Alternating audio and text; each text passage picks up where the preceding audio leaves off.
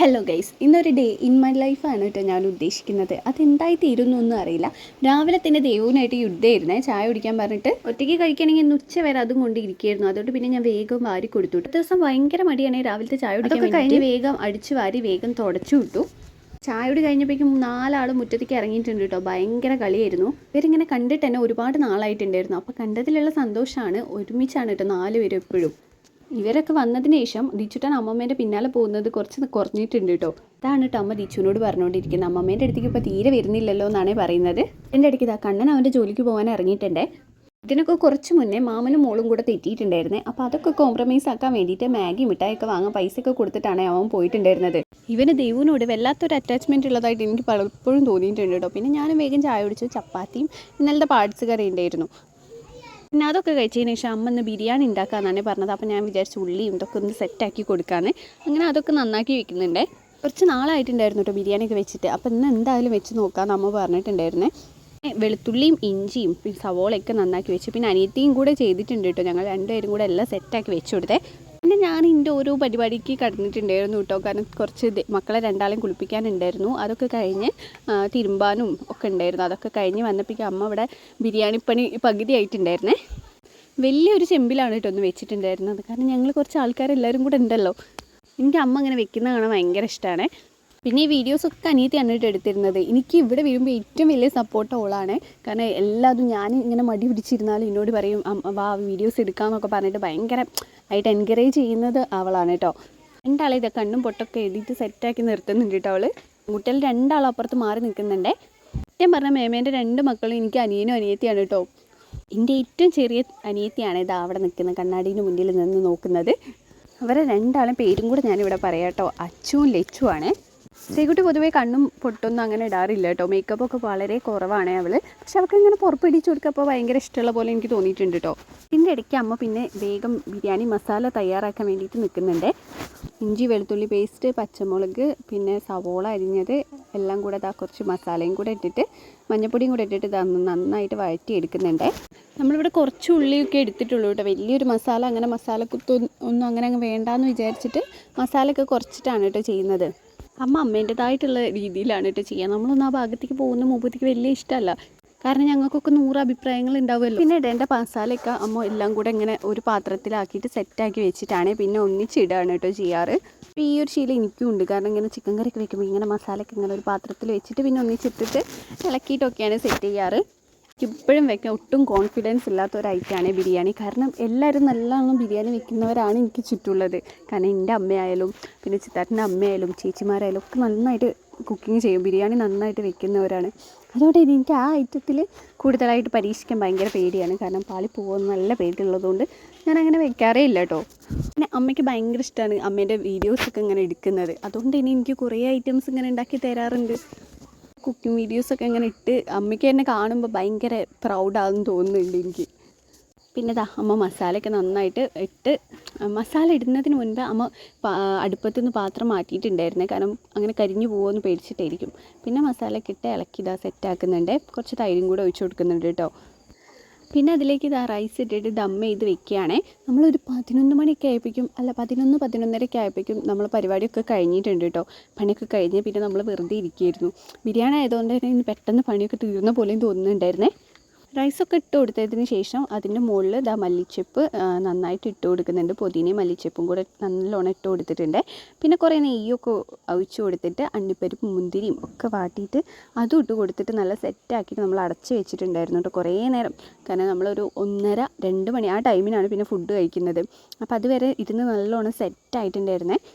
Girls ഇവിടെ കാര്യമായിട്ട് ഫോണിൽ എന്തോ കാണുന്നുണ്ട് കേട്ടോ. എന്തോ വീഡിയോ എന്തോ ആണ്. വാഴ 2 സിനിമ കാണണം എന്നൊക്കെ പറഞ്ഞിട്ട് ഭയങ്കര ബഹളമായിരുന്നു. ഞാൻ പിന്നെ എൻ്റെ കുളിയൊക്കെ കഴിഞ്ഞ് വന്നപ്പോൾ അച്ഛൻ കൊടുങ്ങല്ലൂർ പോയപ്പോൾ അമ്മയ്ക്ക് കൊണ്ടു കൊടുത്തതായിരുന്നു ഈ കുങ്കുമച്ചെപ്പ്. പിന്നെ അതിൽ നിന്ന് വേഗം സിന്ദൂരൊക്കെ എടുത്ത് ഞാനൊന്ന് പരീക്ഷിക്കുന്നുണ്ട് കേട്ടോ.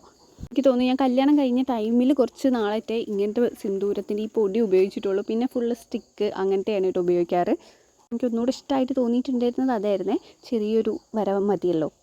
പിന്നെ വേഗം കണ്ണൊക്കെ എഴുതി. കണ്ണ് താഴെ ഒന്നും എഴുതിയിട്ടില്ല, മുകളിൽ മാത്രം ഒന്ന് ഐലൈനർ കൊണ്ട് വരച്ചു കൊടുത്തിട്ടുണ്ട്.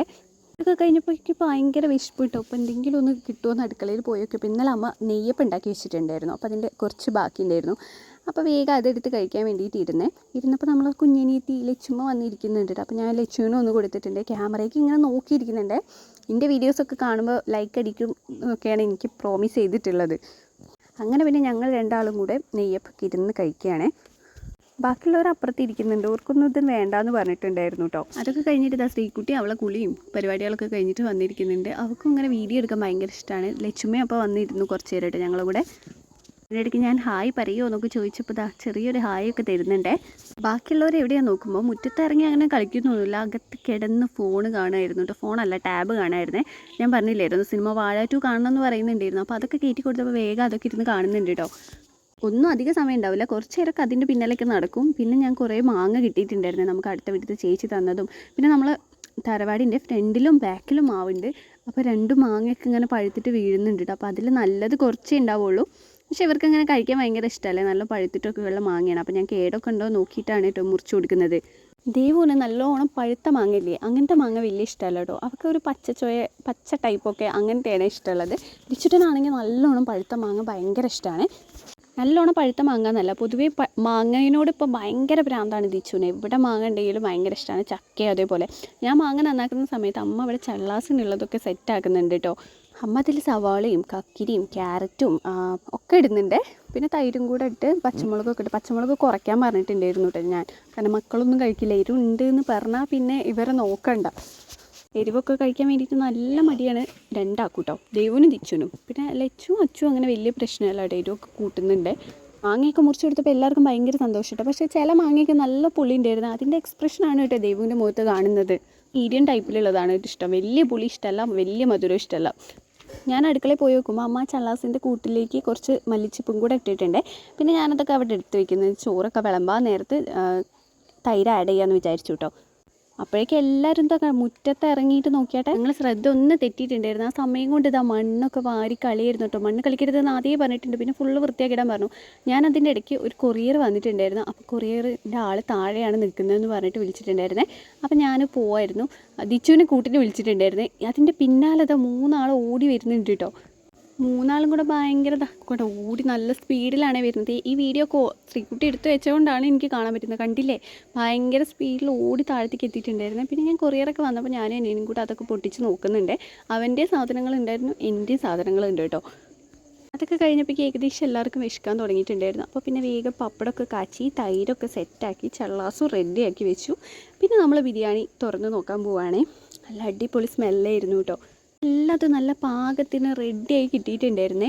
നല്ല വേവും ഇതൊക്കെ പാകമാണ്, മസാലയും പാകമാണ്, എല്ലാം നല്ല സെറ്റായിരുന്നു കേട്ടോ. ഞാൻ ആദ്യം മക്കൾസ് പടയനെ തന്നെ എടുത്താൽ നോക്കിയേ. പിന്നെ ഇലയൊക്കെ വെട്ടിയിട്ടുണ്ടായിരുന്നു, ഇലയിൽ കൊടുക്കാമെന്ന് വിചാരിച്ചു. 4 ആളെയും പിടിച്ചിരുത്തിയിട്ടുണ്ട്. തിച്ചു ആണെങ്കിൽ ഇത് ചിക്കൻ നോക്കുകയാണ് അതിൻ്റെ ഇടയിൽ കേട്ടോ. എല്ലാവരും വേഗം കഴിച്ചാൽ ഫസ്റ്റ് ആരാ എന്നൊക്കെ പറഞ്ഞിട്ട് ഭയങ്കരമായിട്ട് എൻകറേജ് ചെയ്തിട്ടാണ് കേട്ടോ കഴിപ്പിക്കുന്നത്. പിന്നെ അതൊക്കെ കഴിഞ്ഞിട്ട് ഞങ്ങൾ കഴിക്കാനിരുന്നു.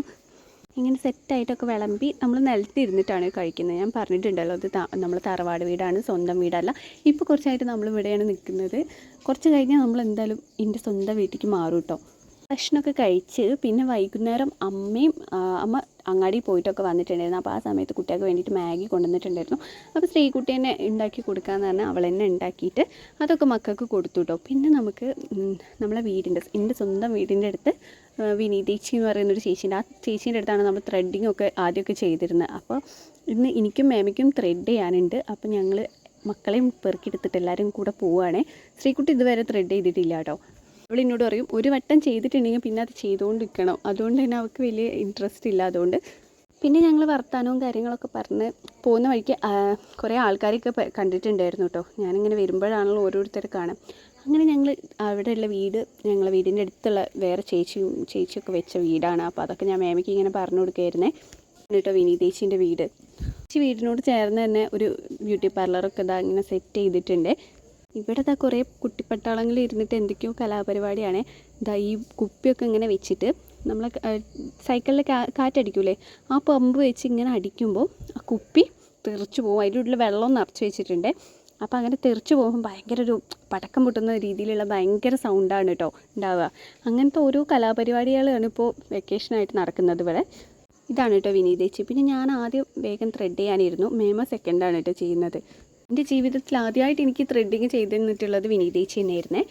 ചേച്ചീനെ കല്യാണം കഴിപ്പിച്ച് കൊണ്ടുവന്നതിന് ശേഷമാണ് ഞങ്ങളെ വീടിൻ്റെ ഭാഗത്തുള്ള എല്ലാവരും ഒരുവിധം ത്രെഡിങ്ങും ഫേഷ്യലും കാര്യങ്ങളും അങ്ങനത്തെ ബ്യൂട്ടി സംബന്ധമായിട്ടുള്ള കാര്യങ്ങളൊക്കെ ചെയ്തു തുടങ്ങിയത്. ദിച്ചുട്ടെന്താ അവിടെ വന്നിരിക്കുന്നത്. ആ പടക്കം പൊട്ടുന്ന സൗണ്ടില്ലേ, അത് ഭയങ്കര പേടിയായിട്ടാണ് കേട്ടോ.